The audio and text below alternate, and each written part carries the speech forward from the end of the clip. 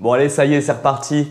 Donc tout mon raillage en fourrure sur l'horizontalité de la pièce est fini. Entre temps, en off, j'ai retiré une partie de l'électricité qui courait dans les moulures, histoire de pouvoir retirer tous les câbles, essayer d'en laisser le moins possible derrière. Ce que j'ai fait aussi, j'ai retiré ici, il y avait une tablette en bois, une autre tablette en bois, et j'ai cassé un peu de plâtre et de pierre, histoire de pouvoir remettre un isolant en dessous. Et ça m'a permis de vérifier, de voir si la planche en mélaminé qu'ils avaient fait n'était pas là pour cacher l'humidité. Et écoute, c'est nickel, c'est sec, donc il n'y a pas d'eau qui passe, tu vois, il pleut, on voit, et c'est tout, voilà. L'étanchéité est bonne, donc ça c'est cool. Mais moi j'ai retiré ça aussi pour pouvoir mettre une petite épaisseur d'isolant par-dessus, même si je remets que 5 ou 10 cm, je pense que je vais pouvoir mettre 10. C'est cool, ça va éviter quand même aussi le pont thermique. Parce que là, je voulais pas juste mettre une plaque de VD, parce que le VD, il reste quand même un peu plus souple au toucher. Et je me suis dit, voilà, s'ils mettent des choses dessus ou autre, je veux pas trop qu'ils les abîment. Mais je reverrai par la suite si je ne fais pas un habillage dessus. Pour essayer de protéger l'appui de fenêtre, peut-être en remettant le même sol que je mets dans la chambre, peut-être refaire une petite tablette avec, je verrai bien. Donc maintenant que ça c'est terminé, on va pouvoir passer au moment de la pose des Acoustizap. Donc comme je t'avais montré, l'Acoustizap c'est ça, c'est des pattes qui sont réglables en profondeur pour pouvoir faire ton isolation et ton raillage facilement. Donc c'est un bon gain de temps, c'est pas mal. Je vais te montrer une technique comment pouvoir utiliser ça et faire l'isolation en même temps sans être embêté. Donc ça se présente comme ça. Donc ta petite pâte orange, à la différence des Isofix, celle-ci, ce qui est plutôt pratique, c'est qu'en fait tu vois la tige en elle-même, elle, tu vois, elle est réglable.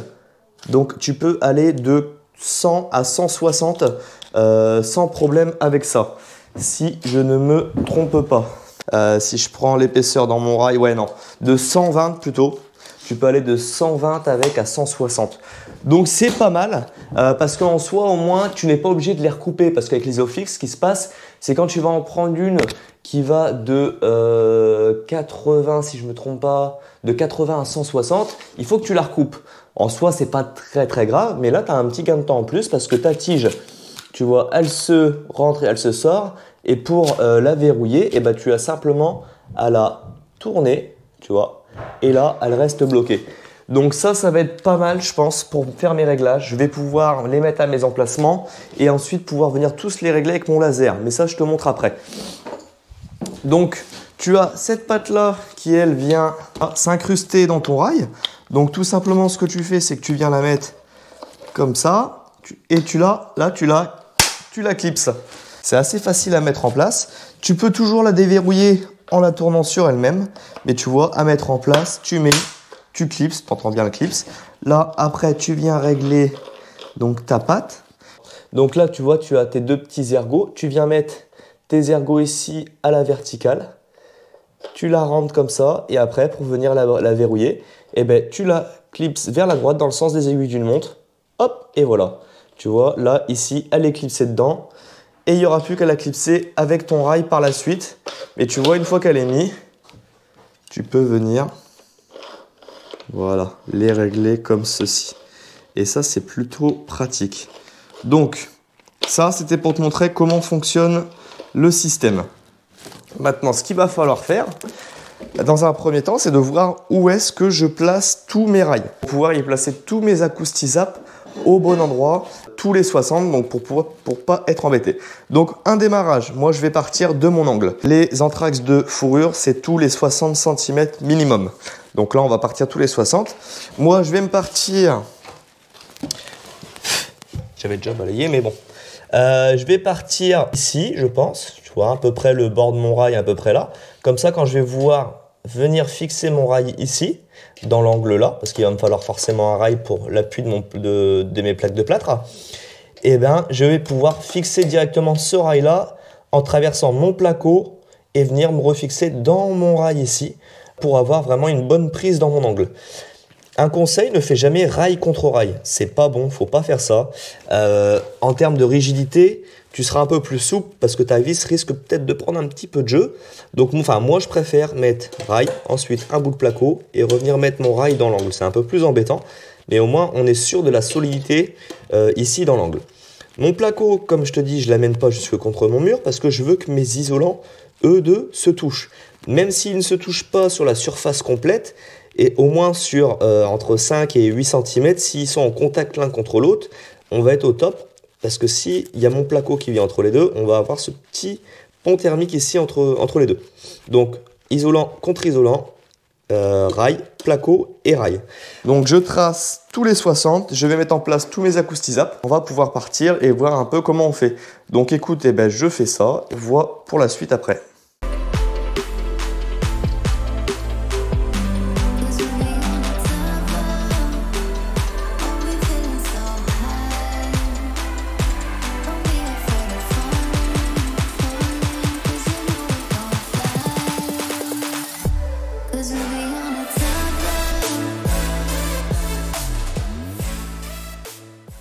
Bon, ça y est, tu vois, j'ai placé tous mes acoustisapes de partout. Donc, dans mes anthrax de 60, comme tu as vu, j'ai tracé au sol. Ensuite, j'ai utilisé mon laser où j'ai reporté mon axe pour pouvoir en fait tous les placer à peu près à 2-3 mm près, hein, pour pouvoir être tranquille et déjà gagner en fait sur mon aplomb comme ça du temps.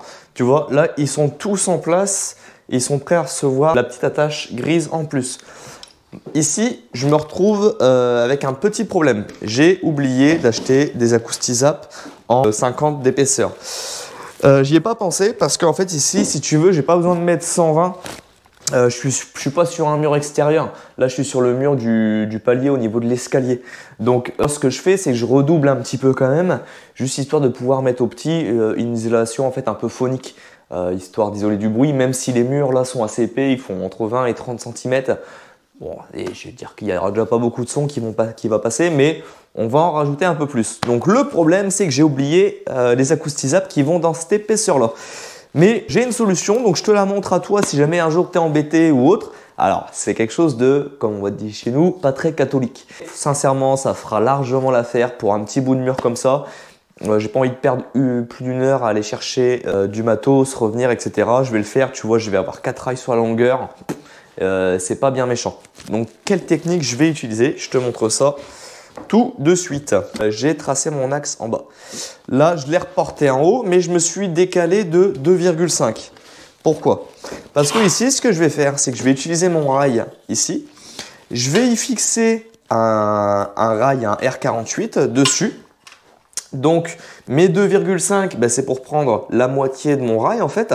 Un R48, ça fait comme on indique son nom, un 48 mm. Donc avec l'épaisseur, on arrive à 50. Et donc en venant aligner bien mon rail côté droit, là je suis parti côté droit, sur la droite au niveau de mon laser. Là, ici, je vais avoir l'axe, le bon axe de ma fourrure qui va être juste là. Donc ce que je vais faire, comme j'ai pas beaucoup d'épaisseur, mais que j'en ai un peu trop pour venir mettre mon rail sur le mur, je vais utiliser du coup ma fourrure que j'avais fixée. Là ici, je vais venir fixer ça sur les tranches de mes rails ici. Donc j'ai pas beaucoup de place, donc faut pas que je me rate, mais on va en faire un ensemble. Hop.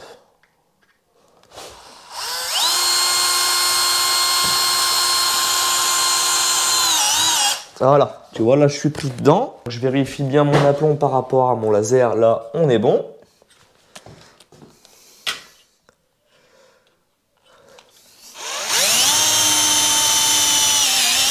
Voilà, tu vois, là je suis pris et là, ici, en termes de rigidité sur la poussée, ça ne bougera pas. Donc ensuite, pour pouvoir venir mettre mon rail, ça va être le maintien de mon rail. Donc c'est un peu plus embêtant à faire que de l'isofix ou de la Coustizap. Mais pour te montrer, je n'ai pas de chute de fourrure, mais je vais te montrer avec ça. C'est pas grave, ça fera quand même l'affaire, hein. C'est un rail, mais c'est vraiment pour que tu comprennes. Moi, quand je vais venir mettre ma fourrure comme ça, je vais venir en fait la rentrer dans mon rail, ici, tu vois, comme ça. Je vais pouvoir régler ma profondeur et une fois que ça sera réglé, je vais pouvoir venir lui mettre des vis, une vis de chaque côté et ça me maintiendra la rigidité sur la poussée de mon mur et en même temps mon aplomb. Donc ça c'était la petite étape en plus. Pas le choix, hein. Des fois il faut réfléchir, il faut utiliser son cerveau et avec des bonnes idées, on arrive à résoudre pas mal de problèmes. Donc je vais faire ça sur mes 3 rails. Je ne vais pas aller jusqu'à la porte, tu vois, je vais m'arrêter à mes 180 parce qu'il faut encore que je déballe ma porte, que je regarde exactement la largeur qu'elle fait. Et une fois que j'aurai ça, je pourrai voir un petit peu ce que ça dit. Donc j'ai plus qu'à préparer ça, je les prépare et on se reprend après pour l'isolation.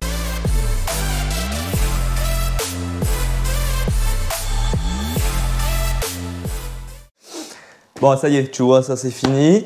Maintenant, on va pouvoir passer à l'étape de la pose des fourrures. Alors, je ne vais pas poser toutes mes fourrures. Ce que je vais faire, c'est que je vais en poser une sur 2. Pourquoi? Tu vas vite comprendre. Ici, donc 60 d'anthrax entre chaque rail, comme je t'ai expliqué.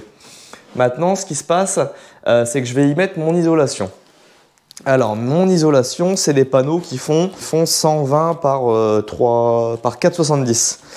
Donc, ce que je vais faire, c'est que je vais mettre, je vais suivre en fait mes plaques, je pense, ou pas, enfin, on va voir. Et je vais mettre une fourrure sur 2 Acoustizap. Donc, pourquoi? Comme ça, je vais avoir, si je mets mes fourrures ici, je vais garder celui-là libre pour pas mettre ma fourrure, parce que si je mets toutes mes fourrures, ma laine de 120, je vais être obligé de la couper en 2 pour la passer. Donc, c'est pas le but. Donc, je vais mettre une fourrure sur 2. Comme ça, je vais déjà avoir un maintien pour ma laine de verre. Et celui-ci, tu vois, comme on est piqué, tu vois, on a un petit pic, ça va m'aider en fait à traverser ma laine de verre. Donc, comme ça, je vais être maintenu par mes rails. Ici, je vais être maintenu aussi par là. J'aurai plus qu'à mettre ma fixation grise et ça va me maintenir ma laine de verre en attendant que je vienne plaquer par la suite. Donc, étape des fourrures. Mais pas que. Je vais te présenter une petite machine que j'ai commandée chez mon fournisseur, chez Max Outils, donc un partenaire avec qui je travaille assez régulièrement sur l'achat de machines et d'outillage, etc. On est sur un site en ligne 100% français. Donc, c'est pour ça que je voulais aussi travailler avec eux. Parce que je trouve que maintenant ça reste quand même aussi assez important à l'heure d'aujourd'hui d'essayer de travailler avec des partenaires français. Voilà, et là j'ai pris une machine chez eux, enfin une machine, tu vas voir, je te montre tout de suite, c'est pour couper les rails. Donc c'est top, ça faisait un petit moment que ça me faisait de l'œil. Là je l'ai vu et j'ai décidé de craquer et de la prendre. Donc je vais te montrer tout de suite ce que c'est.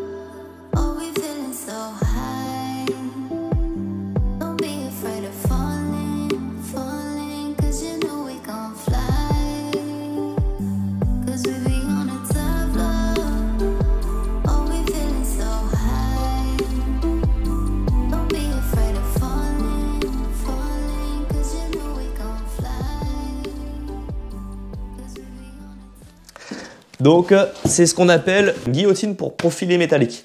Donc, tu as plusieurs modèles. Celle-ci, on va dire que c'est le gros modèle. Tu en as un peu plus simple qui marche un peu comme une guillotine pour le parquet.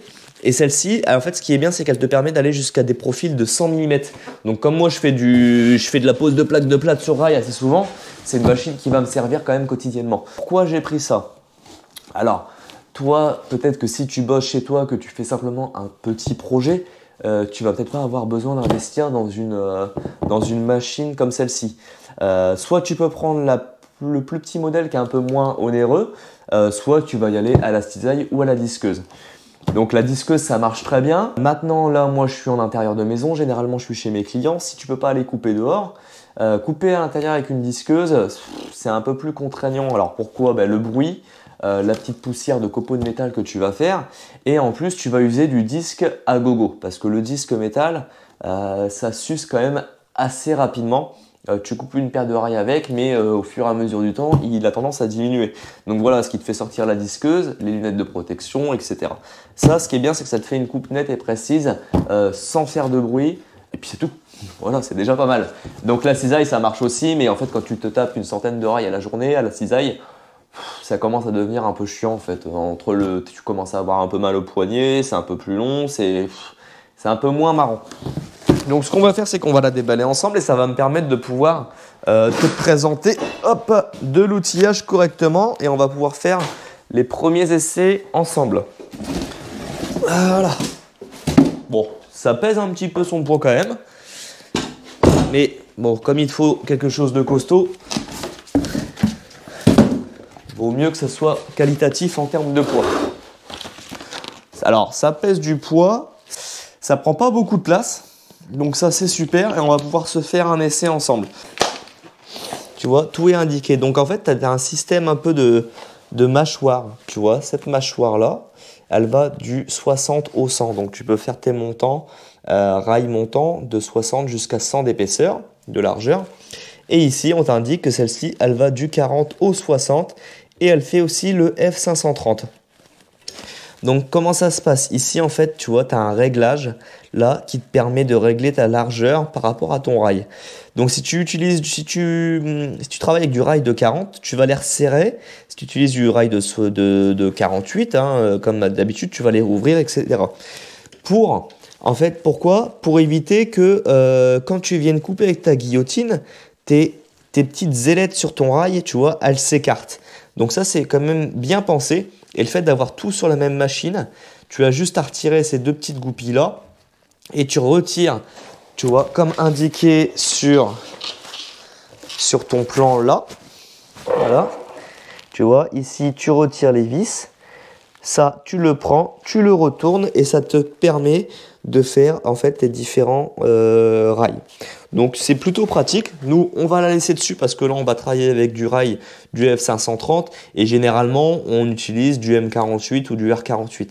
Tu fais du 70, du 100, ça peut t'arriver, mais à ce moment-là, tu la retournes et tu travailles. Sachant qu'une fois que tu retournes ta pièce, quand tu travailles avec un type de rail, tu ne t'amuses pas toutes les 5 minutes à devoir la retourner. Tu vas travailler toute la journée sur le même raillage et après, s'il faut que tu changes, tu changeras la fois d'après.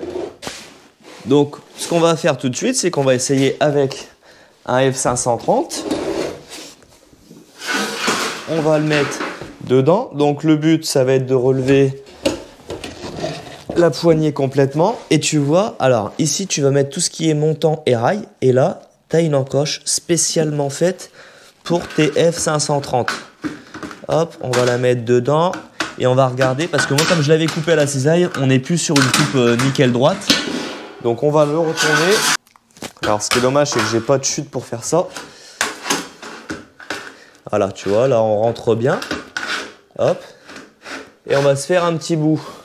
Donc le but, ça va être de te faire un petit tracé sur ton rail.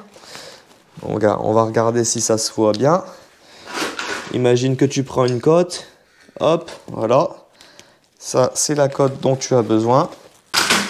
Là, tu viens voir. Tu vois juste ici ton trait. Alors attends, voilà. Donc là, je suis sur mon trait et on va regarder ce que ça donne en la coupant. Donc, ce qui est bien, c'est que tu as quand même une poignée qui est assez grande, donc pour avoir de la force. Et on va regarder s'il faut forcer beaucoup dessus ou pas. On appuie, hop. On a la découpe de fait. Et on va voir un peu comment ressort le résultat. On fait vraiment la première coupe ensemble. Je n'ai pas essayé avant. Et tu vois, on a une coupe qui est plutôt nette. Et ce qui est bien, c'est que contrairement à la cisaille, généralement quand tu coupes à la cisaille, je ne sais pas si on va le voir là, on ne le verra pas là. Quand tu coupes à la cisaille, ça t'écarte ici tes petites ailettes comme ça vers le haut et du coup tu peux plus les rentrer dans tes lisses correctement. Je suis plutôt satisfait du résultat. Ça se coupe vraiment facilement. Après, le mieux c'est quand même d'utiliser ses deux mains. Parce que là tu vois, j'avais qu'une main. Là on va utiliser les deux mains pour voir un peu ce que ça dit. Là je pense que tu peux maintenir ton pied dessus. Tu n'es peut-être pas forcément obligé. Mais là tu vois, tu viens, tu prends tes deux mains. Hop, tu appuies. Tu descends bien jusqu'en bas. Et tu as une coupe de fête de rail. Une coupe bien propre, nickel. Et ta chute. Et tu vois, ça te retire une petite épaisseur de rail. Donc c'est pour ça, à mon avis, calcule bien ton trait pour pas te faire avoir et compter bien l'épaisseur de ton rail. Bon, bah écoute, moi je suis plutôt content de cet investissement. Je vais pouvoir là découper tous mes rails. Donc je vais prendre mes hauteurs. On va regarder si on a à peu près la même hauteur partout. Moi je sais que mon plafond est de niveau, mais mon sol, c'est pas sûr et certain. Donc je prends mes cotes. Je vais découper tout ça avec la petite machine là. Et on va voir ce que ça donne. Mais déjà, premier rendu, je suis super content de cet investissement. Eh ben, il n'y a plus qu'à. C'est parti.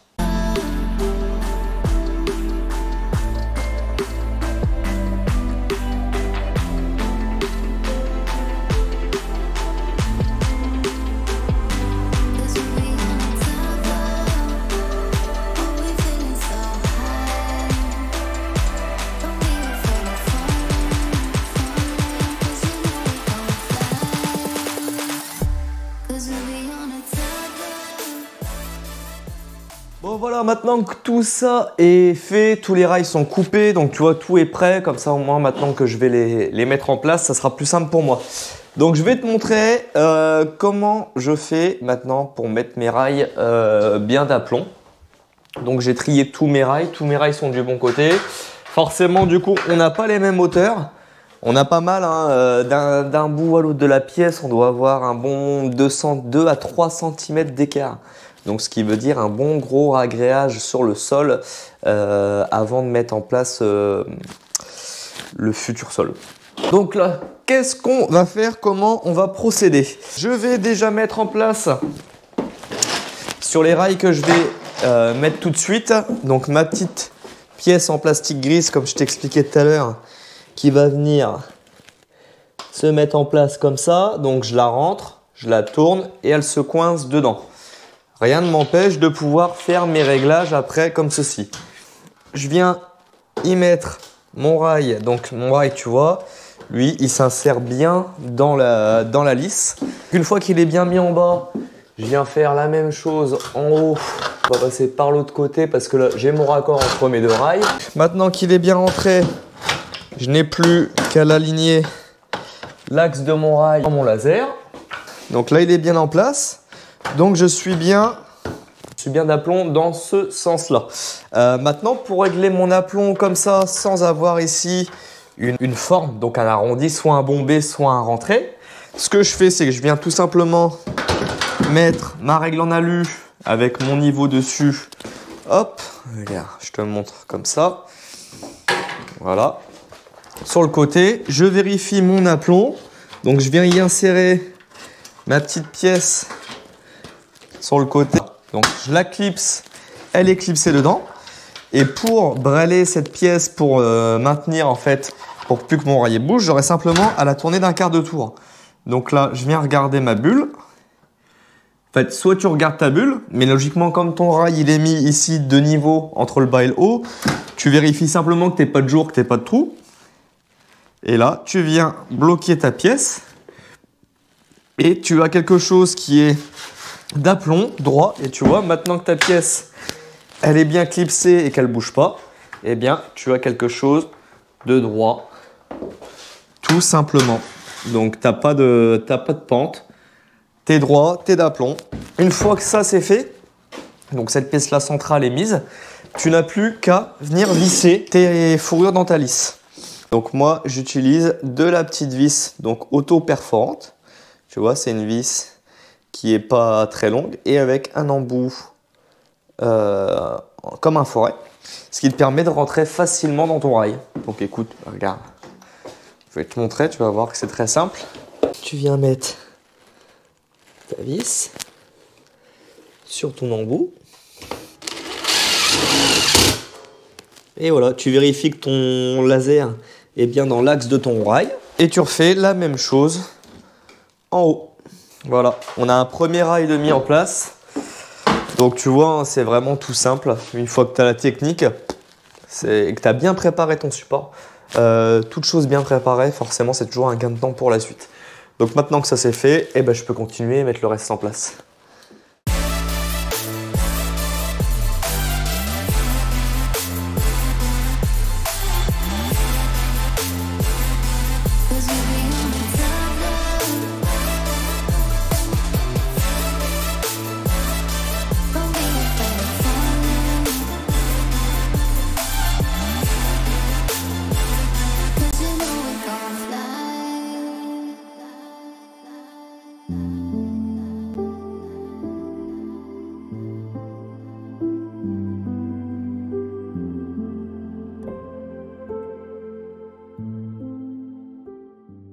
Bon voilà, ça y est, tous les rails sont mis en place partout, mis d'aplomb.